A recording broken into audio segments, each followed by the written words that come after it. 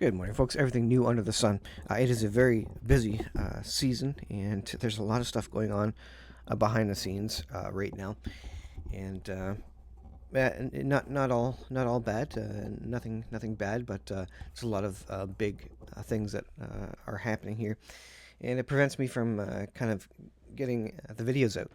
But that being said, I'm looking at the news today, and it's just incredible, folks. I uh, um, I ask that you follow raptureready.com. If you don't even read the articles, just read the headlines. It gives you a good indication of the state of the world, the kind of topics that are swirling around in prophetically related, and gives you a really good idea of where we are and where the depravity of man is, where the world is headed, and the things that are coming down on us. Now, if we're truly heading toward this 7 year period, which the Antichrist kicks off with a peace deal, and then he rules and reigns for 3.5 years, and he brings in this one world government, and he leads as the single world ruler, and he implements a mark of the beast system, and a tracking and surveillance situation. Then you look at the news on Rapture Ready, Zero Hedge, and really all the news outlets, because effectively they're all reporting similar things. You'll recognize that we are headed into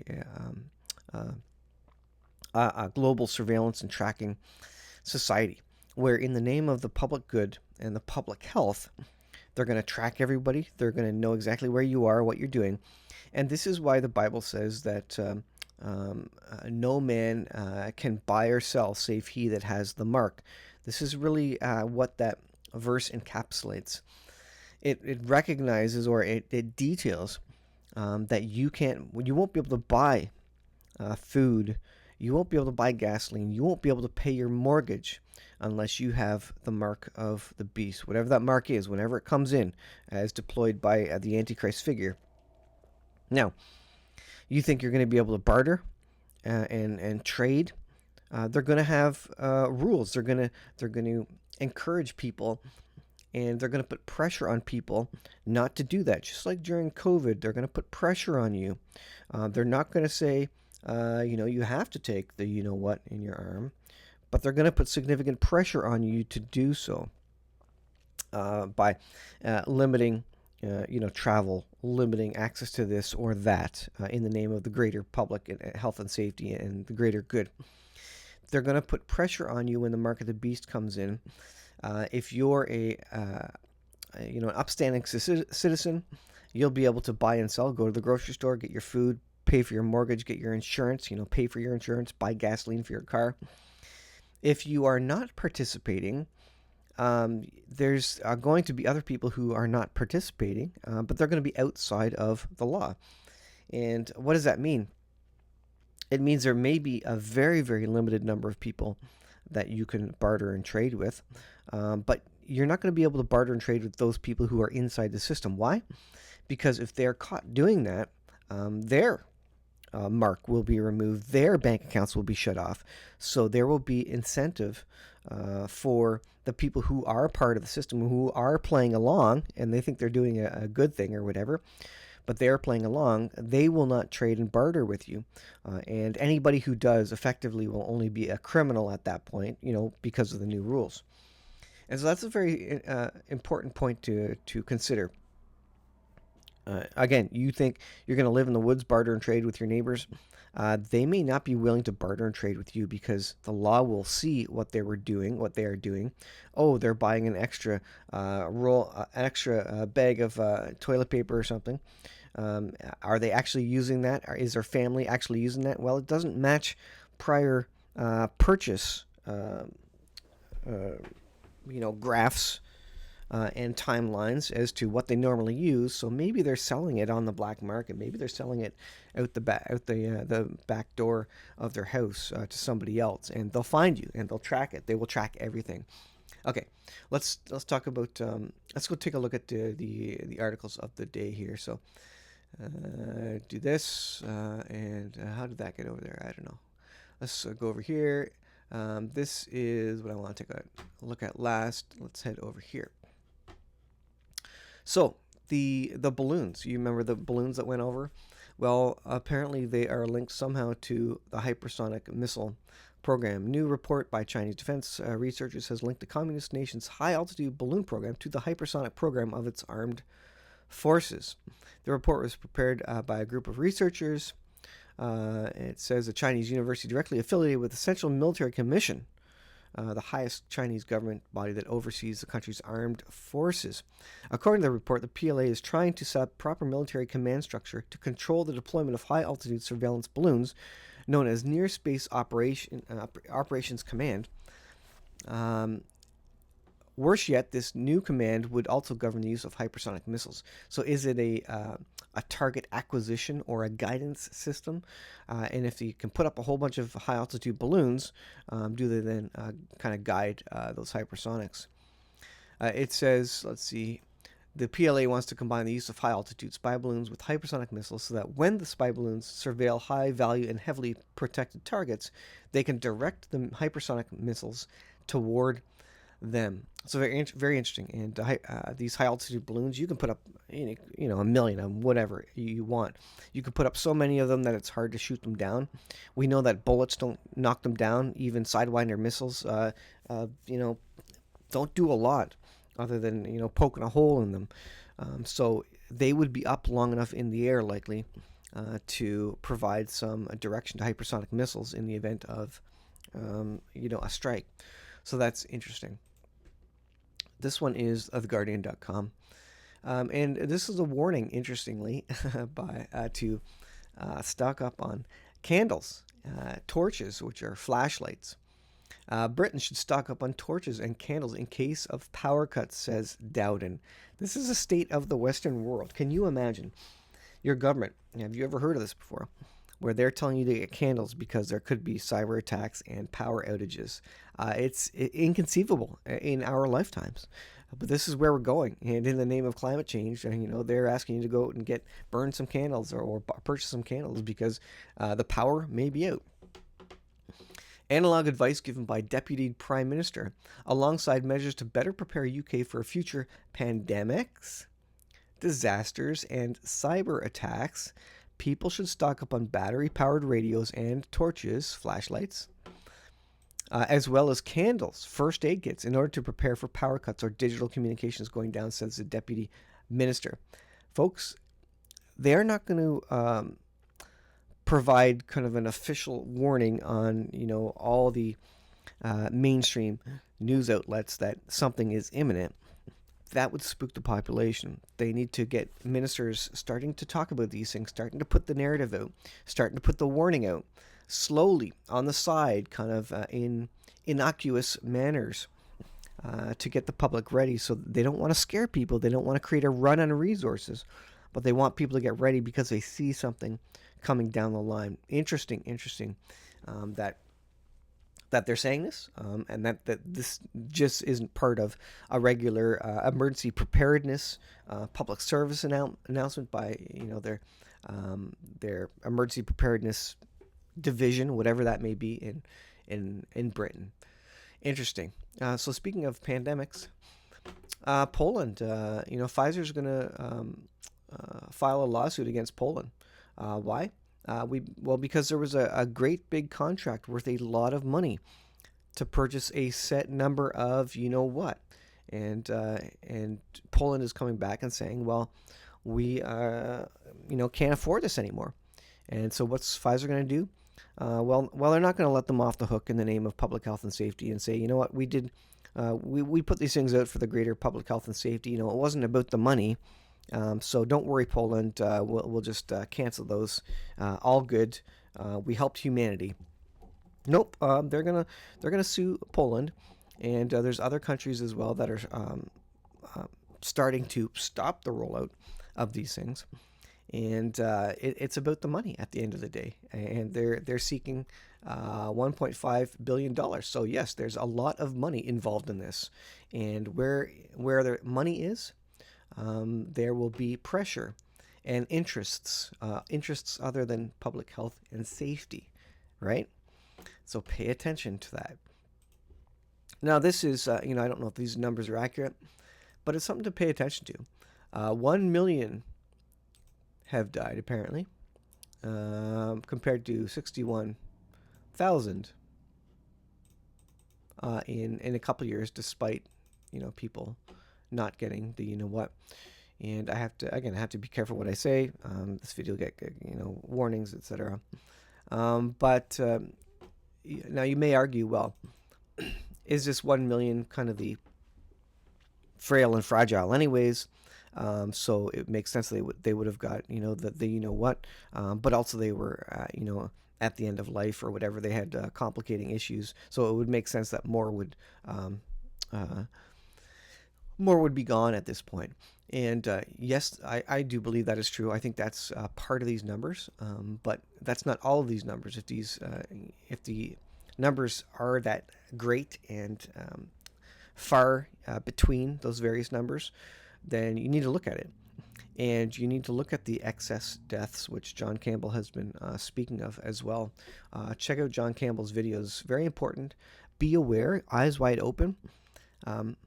I think this will be looked back in the history books as something that maybe did some amount of good, but maybe did more harm than good overall, or at least did enough that as compared to prior situations, they've pulled a lot of those. They've pulled many jabs off the market when there were much smaller numbers of adverse situations, right? So the precedent is that other things have been pulled off the market when there was even a smaller number of adverse situations that were happening.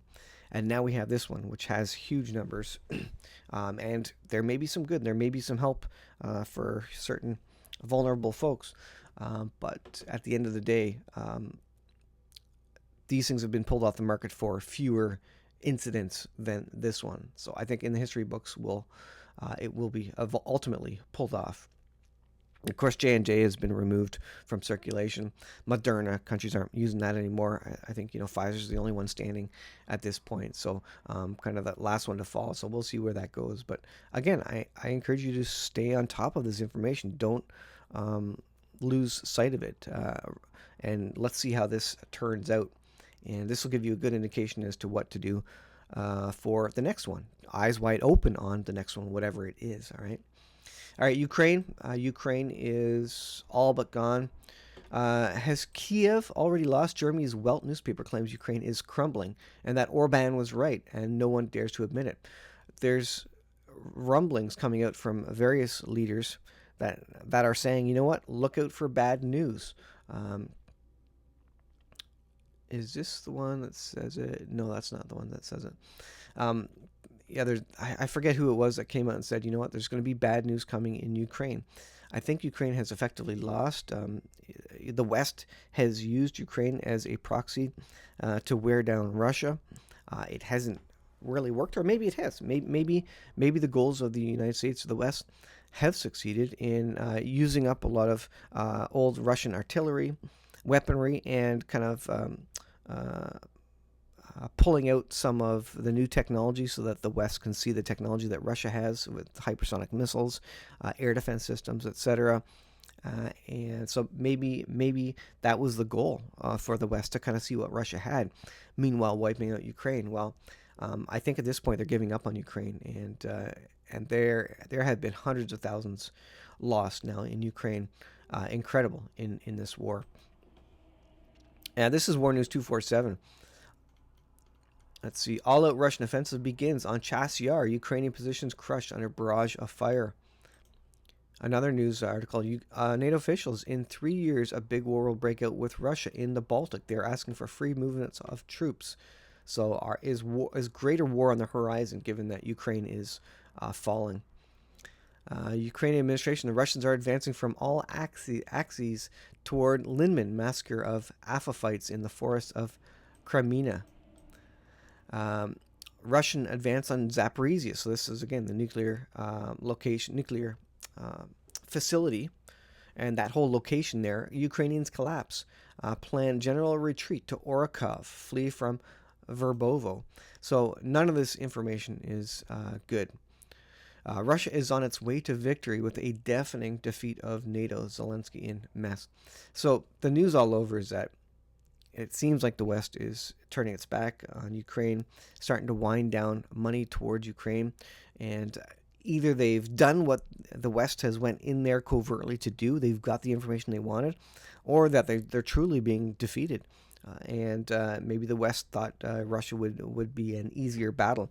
But you got to start thinking that the strategists in the U.S. Army, the War Command, the intelligence agencies, they must have known, they must have wargamed that Ukraine probably couldn't battle Russia ultimately in the end, so that they would have known Ukraine was going to fail. But the point of this, again, was to kind of scare out some of the technology, some of the ability of the Russian army, so that when NATO goes to battle with Russia, they would have a real good indication of just how much power Russia really had.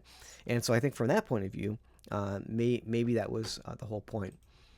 This is the final one. This is about the United Nations. Cybercrime Treaty has morphed into an extensive surveillance treaty. So we spoke at the beginning about the Antichrist, the mark of the beast system, the world surveillance, the world government, and the fact that you won't be able to buy or sell unless you have the mark of the beast. And if you did take the mark of the beast, that basically guarantees that you will not have a place in eternity with Jesus in heaven,